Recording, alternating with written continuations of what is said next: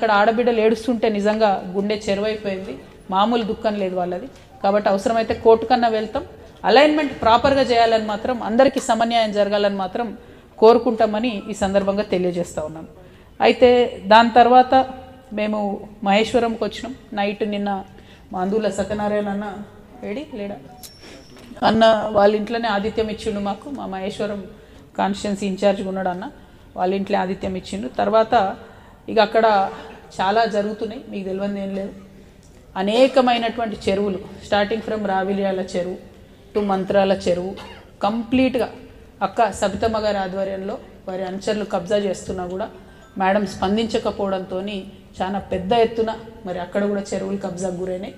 దాని మీద హైడ్రా ఎందుకు యాక్షన్ తీసుకుంటలేదన్న విషయాన్ని కూడా నేను ప్రశ్నించదలుచుకున్నా. ఫ్యూచర్లో ఖచ్చితంగా హైడ్రాకి డీటెయిల్స్ అన్నీ ఇస్తాం. మరి దాన్ని బట్టి వాళ్ళు ఏం చేస్తారో చూద్దాం.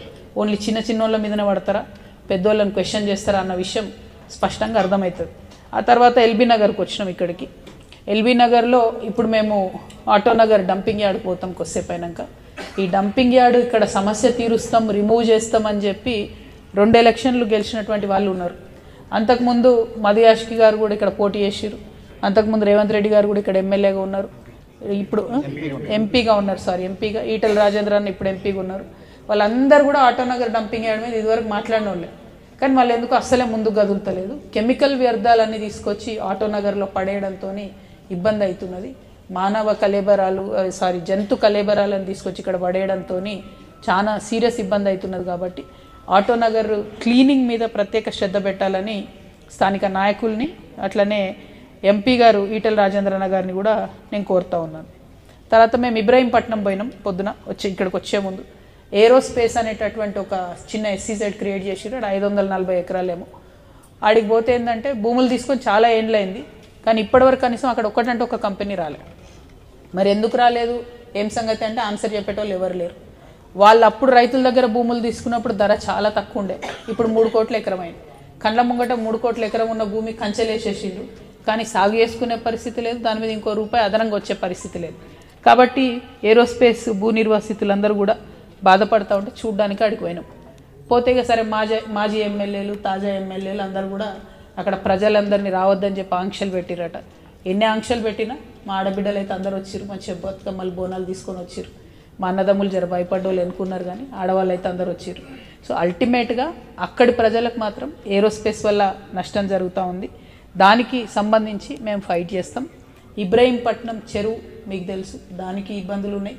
అట్లానే ఇబ్రాహీంపట్నం అంటే అందరం గొప్ప చెప్పుకుంటాం, భూదాన్ భూములు ఉంటాయి, చాలా పవిత్రంగా, చాలా అద్భుతంగా భూదాన్ భూములు దానం చేసినటువంటి గొప్ప వాళ్ళు ఉంటారని. కానీ ఆ భూదాన్ భూములు మన తెలంగాణ రాకముందు చెప్పుకుంటాం ఆంధ్రోళ్ళ కబ్జాలు ఉన్నాయి. మరి ఇప్పుడు ఎవరి కబ్జాలు ఉన్నాయి, ఏమవుతుంది అన్నది అందరం కూడా ఆలోచన చేసుకోవాలి. సో పదే నేను చెప్పేది అందుకే, కొందరి తెలంగాణ కాదు అందరి తెలంగాణ కావాలంటే భూదాన్ భూముల చెర విడిపించేటటువంటి ప్రయత్నం ఖచ్చితంగా జరగాలి. అదేవిధంగా మరి ఇట్లా రంగారెడ్డిలో చాలా సమస్యలు, చాలా అంశాలన్నింటినీ చూస్తూ ముందుకెళ్తున్న సందర్భంలో మేజర్ ఇష్యూ మాత్రం ఒకటి మాకు వచ్చింది, ఫార్మా సిటీకి సంబంధించి. అది ఇబ్రాహీంపట్నంలో ఇప్పుడు గెలిచిన ఎమ్మెల్యే గారైనా, చీఫ్ మినిస్టర్ గారైనా, రెండన్నా సతన అడ్జస్ట్ చేసుకుని అక్కడ ఇప్పుడు గెలిచినటువంటి ముఖ్యమంత్రి గారైనా పదే ఏం చెప్పారు, ఫార్మా సిటీ భూములు వాపస్ ఇస్తామని చెప్పారు. వాపస్ ఇవ్వకుండా ఇప్పుడు అక్కడ మళ్ళీ 4th సిటీ కడతాం, 5th సిటీ కడతాం, అందులో సినిమా వాళ్ళకి ఇండస్ట్రీలు ఇస్తామని చెప్తారు. ఇక్కడ టెక్నికల్ విషయం ఏంటంటే ఫార్మా సిటీ అనేటటువంటిది కండిషనల్ అక్వైర్మెంట్. అంటే ఇక్కడ ఫార్మా కంపెనీలు పెడతాం కాబట్టే భూమి తీసుకుంటున్నాం. ఒకవేళ ఫార్మా కంపెనీలు కట్టకపోతే మీ భూములు మీకు వాపస్ ఇస్తామన్న కండిషన్ మీద తీసుకున్నారు. ఆ కండిషన్ బ్రీచ్ అయిపోయింది, అక్కడైతే ఫార్మా కడతలేరు. ఇప్పుడు ముఖ్యమంత్రి గారు ఏమంటారు, అందులో కొంత భాగంలో మేము ఫార్ములేషన్ యూనిట్స్ పెడతాం, అంటే అది ఫార్మాలోనే ఎండింగ్ యూనిట్, పొల్యూషన్ తక్కువ ఉంటుంది, కానీ మిగతా అన్ని మేము 4th సిటీగా డెవలప్ చేస్తాం, ఫ్యూచర్ సిటీగా డెవలప్ చేస్తామని చెప్తారు. ఇప్పటిదాకా నేను చెప్పిన షేర్లింగంపల్లి కానీ, ఇబ్రాహీంపట్నం కానీ, మహేశ్వరం కానీ ఎక్కడికి పోయి చూసినా కూడా ఉన్న సిటీకే డెవలప్మెంట్కి దిక్కులేదు. ఎక్కడ చూసినా గుంతల రోడ్లు, చిటికెడు వాన పడితే అన్ని కాలనీలు మునుగుతాయి.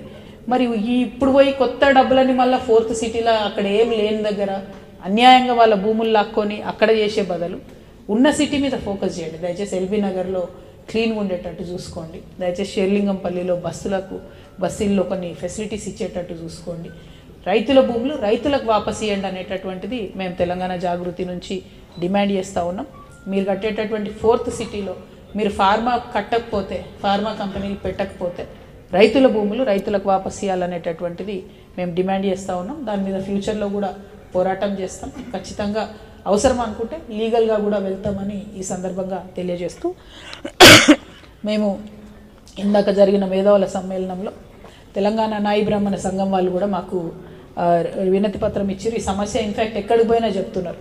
నాయి బ్రాహ్మణులకు, రజకులకు కేసీఆర్ గారు 200 యూనిట్ల లోపు కరెంటు ఫ్రీగా ఇచ్చి మరి వారికి సెలవులు నడుపుకోవడానికి కానీ, దోబిఘాట్లు నడుపుకోవడానికి కానీ అప్పుడు అవకాశం ఇచ్చిండ్రు. ఈ ప్రభుత్వం వచ్చిన 2 ఏళ్లలో దాదాపు 100 కోట్ల పైచీలకు బిల్లు ఉంది ఇప్పుడు అని చెప్తున్నారు. వాళ్ళు కట్టుకోలేరు.